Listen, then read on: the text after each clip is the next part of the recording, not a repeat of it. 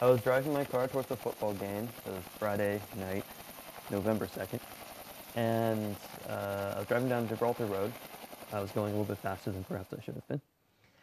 And my car just lost traction, and I went off the road. So I ended up going off what more or less was a cliff. It was a 60-degree hill, and went down for like 200 feet.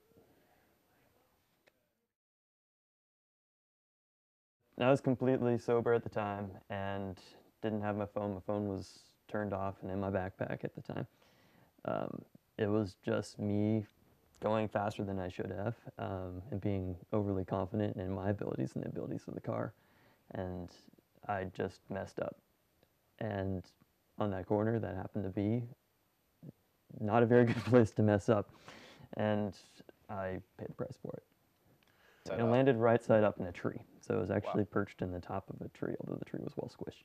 And I actually managed to get myself out of the car, and I walked over to a rock that was maybe 100 feet away from the car, and lay down there and slept for the next 18 hours until my dad found me, at which point I was airlifted out. My dad actually traced my phone, which was apparently something that you can do, not through Find My iPhone, but it was through another AT&T service. And after I hadn't come home, and it was mid-afternoon of the following Saturday, my parents got worried and did that. And my dad actually was familiar with the road, so he drove up there, found my car, found me, and then called the authorities. I had whacked my head real good. Like, the windshield had started collapsing, and it was the roll bar that had protected me.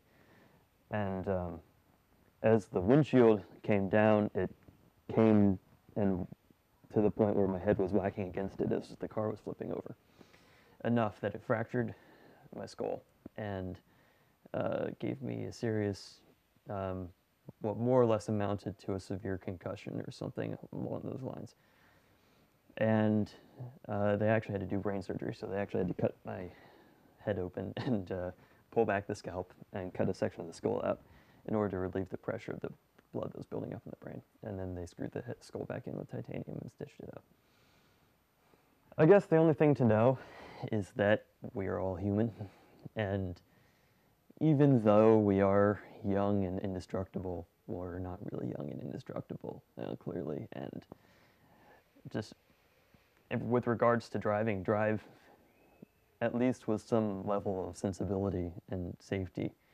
Even if you think you're driving well and you think you're a really good driver and you think your car's really capable, stuff can go wrong, and just be careful out there.